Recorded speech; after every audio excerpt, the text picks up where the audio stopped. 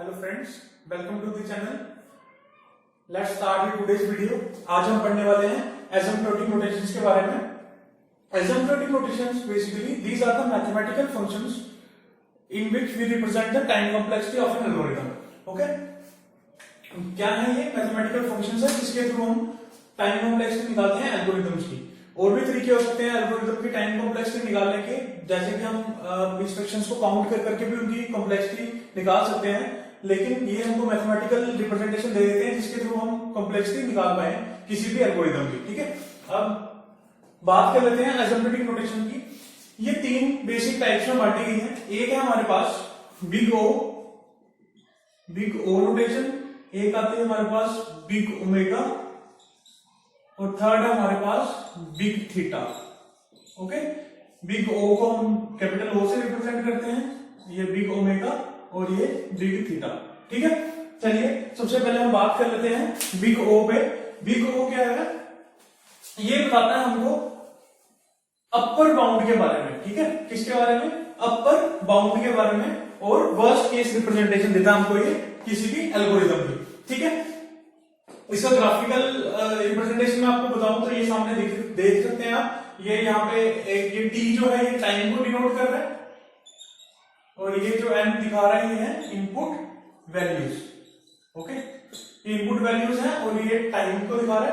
और फंक्शन ये F N है, जो कोई भी हमको हमारा जो फंक्शन दिया होगा वो एफ एन से रिप्रेजेंट करेंगे। और जी ऑफ एन की वैल्यू इसमें दिखाई गई है कि जो जी ऑफ एन की वैल्यू है वो हमेशा फंक्शन से ज्यादा होने वाली है। सी जी ऑफ एन जो हमने लिया है, जो सी जो है वो किसको डिनोट कर रहा है? वो कांस्टेंट को डिनोट कर रहा है। ठीक है, इसकी मैथमेटिकल डेफिनेशन जो है, हमारे पास जो डेफिनेशन है वो इस तरह की है। The function f of n is said to be big O of g of n if and only if there exist positive constant c and n naught such that f of n is less than equal to constant g of n for all n greater than equal to n naught, c greater than 0 और n naught greater than equal to 0। ये definition है, ये आप सबको पढ़नी ही पड़ेगी। तो इसमें क्या कह रहा है कि f of n equal to big O of g of n तब होगा जब f of n will be less than equal to constant g of n, और एन की वैल्यू हमेशा क्या होनी चाहिए? एन की वैल्यू हमेशा एन नॉट से ज्यादा या बराबर होनी चाहिए, और सी की जो वैल्यू है वो हमेशा 0 से ज्यादा होनी चाहिए। ठीक है, चलिए इसके हम एक एग्जांपल लेते हैं और एग्जांपल से इसको समझने की कोशिश करते हैं। तो एग्जांपल के तौर पे मैं ले लेता हूं, अगर मेरे पास एफ ऑफ एन है 2n स्क्वायर प्लस n। ठीक है, एफ ऑफ एन की मेरे पास, मैंने मान लिया कि मेरे को एफ ऑफ एन है मेरे पास 2n स्क्वायर प्लस n, तो जी ऑफ एन मुझे फाइंड करना है, या फिर जी ऑफ एन मुझे फाइंड करना है। ठीक है, तो अब जी ऑफ एन क्या होने वाला है? जी ऑफ एन के लिए हमारे पास जो हमारा फॉर्मूला है, जो हमारी डेफिनेशन है वो क्या बोलती है? F of n is less than equal to constant of g of n. ठीक है, मतलब कि f of n 2n square plus n is less than equal to c of g of n. अब जी ऑफ एन की value मैं क्या ले सकता हूं? यहां पे क्या है? n स्क्वायर और n। ठीक है, अगर मैं जी ऑफ एन की वैल्यू n लूं तो क्या n इससे बड़ा होगा? नहीं होगा बड़ा, किसी भी केस में खाली n इससे बड़ा नहीं होने वाला है। ठीक है, तो अगर मैं इसकी वैल्यू n स्क्वायर लूं, अब मैं n और n स्क्वायर की बात क्यों कर रहा हूं? मेरे पास दो यहाँ पे वेरिएबल्स दिख रहे हैं, एक जो है वो क्वाड्रेटिक है और दूसरा हमारे पास लीनियर वेरिएबल है n। ठीक है, तो अगर मैं देखूं यहाँ पे तो हमेशा n स्क्वायर जो बड़ा होगा किससे? n से बड़ा रहने वाला है, तो इसलिए मैं क्या लेने वाला हूं यहाँ पे? c ऑफ n स्क्वायर लेने वाला हूं। ठीक है, अब c की वैल्यू मेरे को क्या लेनी है? c की वैल्यू हमेशा ग्रेटर देन 0 लेनी है। अब मान लो अगर मैं c की वैल्यू यहाँ पे 1 ले लेता हूं। ठीक है, अगर मैं c की वैल्यू 1 ले लेता हूं तो c इक्वल्स टू 1 के लिए क्या बन जाएगा? n स्क्वायर रहेगा ये खाली। ठीक है, c इक्वल्स टू 1 के लिए हमारे पास वैल्यू क्या आने वाली है? n square. तो 2n square plus n is less than equals to n square? No, it's not true. ठीक है, तो फिर मैं क्या कर लेता हूं? c की वैल्यू 2 लेके देख लेता हूं। 1n स्क्वायर ही तब भी नहीं हुआ, 2n स्क्वायर लेके देखता हूं। 2n square plus n is less than equals to cn square, यानी कि 2n स्क्वायर। तो ये भी ट्रू नहीं है, क्यों? क्योंकि यहाँ पे कुछ एडिशन में n भी है। तो मैं क्या कर लेता हूं, यहाँ पे अब वैल्यू बढ़ा के c की 3n स्क्वायर कर लेता हूं। 3n स्क्वायर जैसे ही मैंने किया, अब यहाँ पे देखिए इस चीज को, जैसे ही मैंने वैल्यू c की वैल्यू 3 कर दी, जैसे ही मैंने c की वैल्यू 3 कर दी, c इक्वल्स टू 3, तो 3n स्क्वायर। ठीक है, 2n square is less than equal to 3n square, तो कंडीशन इज ट्रू। हमारी कंडीशन क्या कह रही थी, f of n is less than equal to constant of g of n. ठीक है, तो अब हमारे पास क्या आ रहा है, 2n² plus n is less than equal to 3n², तो condition will be always true. ठीक है, अगर आप इसको चेक करना चाहते हैं तो आप चेक भी कर सकते हैं। चलो इसको हम आगे सॉल्व करके देख लेते हैं। तो यहाँ पे क्या आने वाला है, अगर मैं n इक्वल टू अब 2n² को यहाँ पे ले जाता हूं तो यहाँ पे क्या बचेगा, n यहाँ पे बचेगा n², और इसको मैं dividing both side by n कर दूं तो यहाँ पे मेरे पास क्या आने वाला है, 1 is less than equal to n और n is greater than equal to 1। ठीक है, तो for all n greater than equal to 1, ठीक है, and c equals to 3, this condition will be satisfied. Okay, f of n equals to 2n² plus less than equals to 3n²। ठीक है, तो ये condition हमारी हमेशा सेटिस्फाई होने वाली है, यानी कि जो हमारा n² है, यानी कि ये हमारा जो 3n² है, ये हमको क्या बता रहा है, ये हमको बता रहा है, ये अपर बाउंड बता रहा है। अपर बाउंड यानी कि टाइटेस्ट यानी लोएस्ट लीस्ट अपर बाउंड, ये लीस्ट अपर बाउंड के बारे में हमको बता रहा है कि इसके ऊपर की सारी वैल्यूज इस स्टेटमेंट को सेटिस्फाई कर देंगी। ठीक है, ये किसकी बात कर रहा है, 3n² यहाँ पे क्या है, लीस्ट अपर बाउंड है। लीस्ट अपर बाउंड क्यों है, क्योंकि इसके ऊपर की जितनी भी वैल्यूज होंगी वो सारी इस कंडीशन को सेटिस्फाई कर देंगी। अब मान लो इधर मैं 3 की जगह 4 ले लूं, 5 ले लूं, तब भी ये वैल्यू सेटिस्फाई होने वाली है। अब n² की जगह मैं, अब ये n² यहाँ पे है ना, ये मैंने एक टाइमलाइन एक टैगलाइन लिखी है कॉम्प्लेक्सिटीज की। यहाँ पे ये लीनियर हो गया, ये log n हो गया, रूट ऑफ n हो गया, स्क्वायर रूट ऑफ n, फिर n आ गया, n log n आ गया, तो लास्ट में आ गया n into n, सारी इसकी इर्द गिर्द ही घूमती है।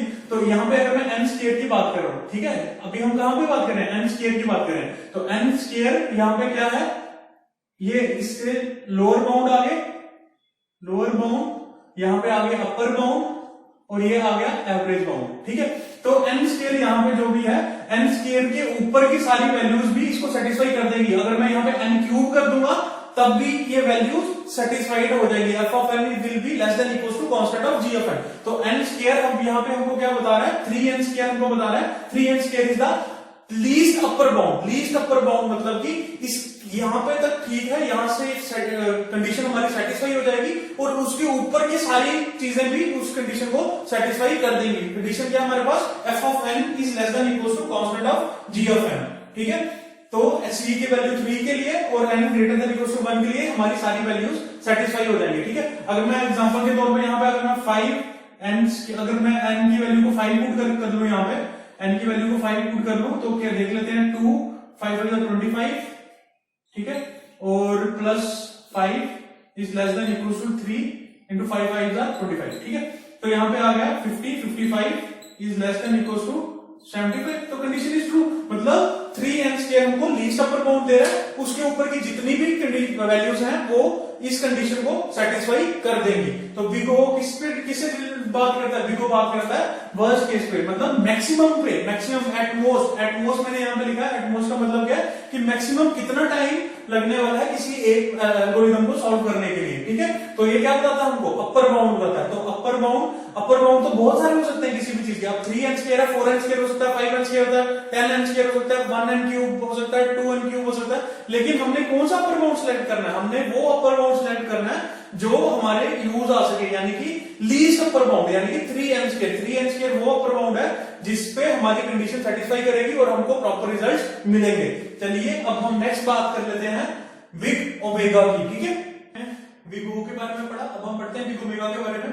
तो बिग ओमेगा का ग्राफिकल रिप्रेजेंटेशन सेम वैसी है, लेकिन यहाँ पे क्या होगा, जो फंक्शन होगा वो फंक्शन की वैल्यू जो होगी बड़ी होगी constant of g of n से, जो कि बिग ओ में कम थी फंक्शन से। ठीक है, तो इसकी डेफिनेशन पढ़ लेते हैं। The function f of n is said to be big omega of g of n if and only if there exist a positive constant c and n naught such that f of n is greater than equal to constant of g of n। Same है, बस इस condition का फर्क है, वहां पे less than equal to constant g of n थी, यहां पे greater than equal to constant of g of n। ठीक है, चलिए इसको एग्जांपल से समझते हैं। सेम हमारा वही फंक्शन ले लेते हैं। अगर मेरे पास f of n is 2n² plus n है, ठीक है, और हमको क्या बताना है, constant of g of n की वैल्यू निकालनी है, cgm की वैल्यूज, और कि कौन सा g ऑफ n पे ये कंडीशन सेटिस्फाई हो जाएगी। तो इस पे हम क्या करेंगे, मैं भी इसको f of n is greater than equal to constant of g of n। Okay, ये कंडीशन है। तो मैं क्या करता हूँ, 2n² प्लस n, तो यहाँ पे मैं क्या पुट कर सकता हूँ, कोई भी ऐसी वैल्यू जो इससे छोटी हो। ठीक है, वो इसको सेटिस्फाई कर देगी। अगर मैं यहाँ पे n पुट करता हूँ वो भी सेटिस्फाई हो जाएगी, अगर मैं 1 पुट करता हूँ खाली तब भी सेटिस्फाई हो जाएगी, अगर मैं n log n पुट करता हूँ तब भी सेटिस्फाई हो जाएगी। लेकिन जैसे वहां पे हम लीस्ट अपर बाउंड लेते थे, तो यहाँ पे हमने क्या चुनना है, यहाँ पे हमने ग्रेटेस्ट लोअर बाउंड लेना है, ग्रेटेस्ट लोअर बाउंड लेना है, क्योंकि एक चीज को सेटिस्फाई करने के लिए बहुत सारी कंडीशंस हो सकती हैं, लेकिन सबसे बेस्ट कौन सी होगी वो हमको फाइंड करनी होती है, और वो यहाँ पे आ जाएगी greatest lower bound. Greatest lower bound क्या होगा, मैं यहाँ पे अगर greater than equals to 2 c को मतलब मैंने क्या ले लिया 2 पुट कर दिया, और g ऑफ n की जगह मैंने क्या ले लिया n स्क्वायर ले लिया। ओके, अब आप इस कंडीशन को देखो, क्या ये सेटिस्फाई हो रही है, बिल्कुल सेटिस्फाई हो रही है। क्यों, 2n square is always 2n square plus n will always be greater than equals to n square, ठीक है, 2n स्क्वायर, ठीक है, ये कंडीशन बिल्कुल यहाँ पे सेटिस्फाई कर जाएगी। अगर मैं यहाँ पे कुछ और एलिमेंट ले लूं तब भी कंडीशन सेटिस्फाई हो जाएगी, जैसे कि 3n स्क्वायर, अगर मैं 3 नहीं ले सकता, सॉरी, इससे छोटा अगर मैं कुछ भी ले लूं तो वो भी सेटिस्फाई हो जाएगी। 1n स्क्वायर होगा वो भी सेटिस्फाई हो जाएगी, अगर मैं यहाँ पे 2n ले लूं खाली वो भी सेटिस्फाई हो जाएगी। अब आप देख सकते हैं इस वैल्यू के ऊपर की मैं कोई वैल्यू नहीं ले सकता, अगर इस वैल्यू से नीचे में कोई भी वैल्यू लूंगा तो वो सेटिस्फाई कर जाएगी, ठीक है। ये सब क्या आ रही है, ये सब यहाँ पे लोअर बाउंड है, ये सब क्या है यहाँ पे लोअर बाउंड, और ये वो क्या है, ये हमारा ग्रेटेस्ट लोअर बाउंड है, ये हमारा ग्रेटेस्ट लोअर बाउंड है, ठीक है। कंडीशंस बहुत सारी हो सकती है, बेस्ट कंडीशन जो होती है हम उसको चुनते हैं, तो ये यहाँ पे क्या बता रहा है, ग्रेटेस्ट लोअर बाउंड। तो n की वैल्यू अगर मैं निकालना चाहूं यहां से बड़े आराम से निकल जाएगी। चलिए देखते हैं, 2n स्क्वायर, अगर 2n स्क्वायर को मैं उस तरफ ले जाता हूं तो n is greater than equals to 0, तो n is greater than equals to 0 मतलब f of n is greater than equals to constant of g of n for c equals to 2 and c is equals to 2 and n is greater than equals to 0। Okay, अब इस पे आप check करना चाहो तो कर सकते हो। यहाँ पे n की वैल्यू में 5 डाल के देख लेता हूँ, 5 5 25, 25 टू 50, 50 और यहाँ पे 55 आ जाएगा, और यहाँ पे अगर मैं देखना चाहूँ तो ग्रेटर देन इक्वल्स टू में 2 5 5 25, 25 50, ठीक है, 55 इज ग्रेटर देन 50, तो हमारी जो कैलकुलेशन है वो बिल्कुल सही है, ठीक है।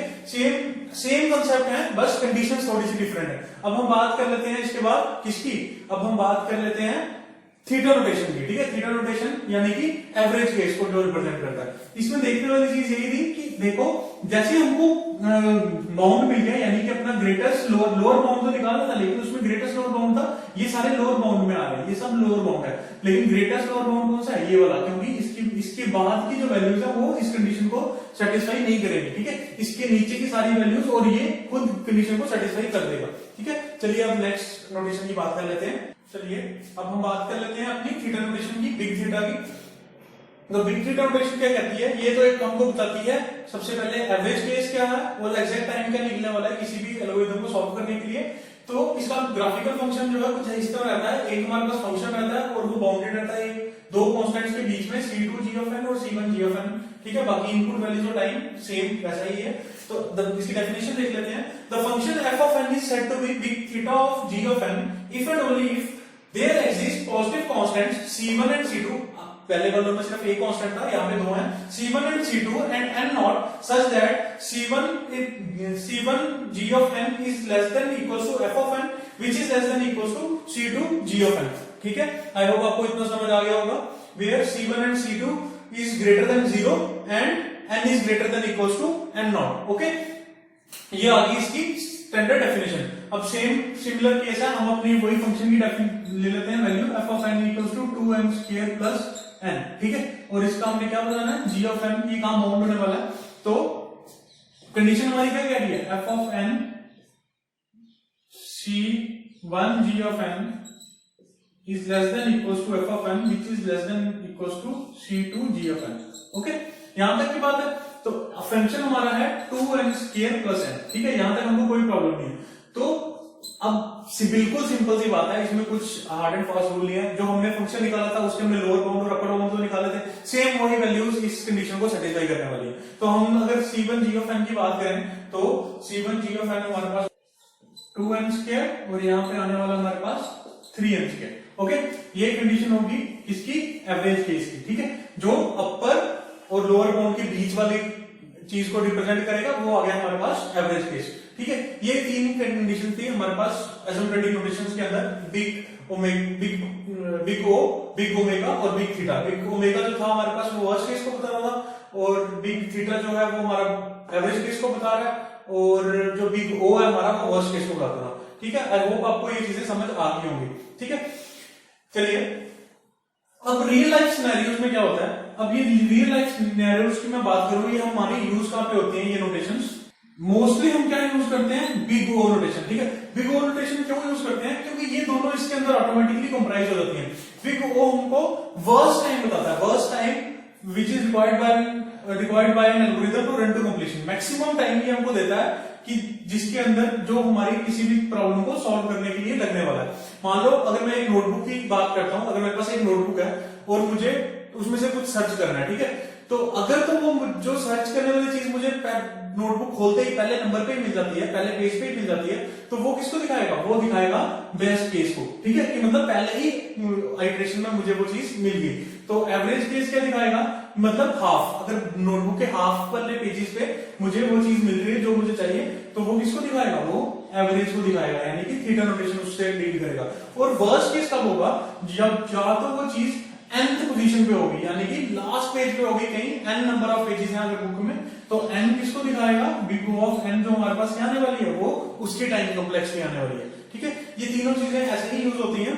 अगर हम क्या करेंगे, जैसे जैसे हम आगे आगे एल्गोरिथम्स पढ़ेंगे तो उनकी हम बेस्ट केस, वर्स्ट केस और एवरेज केस टाइम कॉम्प्लेक्स निकालना भी सीखेंगे, और उन पे हम पहुंचते कैसे हैं उसके बारे में भी पता करेंगे, और देखेंगे कि ये फंक्शंस के थ्रू हम कैसे वैल्यूज कैलकुलेट करते हैं। आई होप आपको आज का लेक्चर समझ आ गया होगा। अगर कोई डाउट है तो आप मुझे कमेंट करके भी बता सकते हो। Thank you.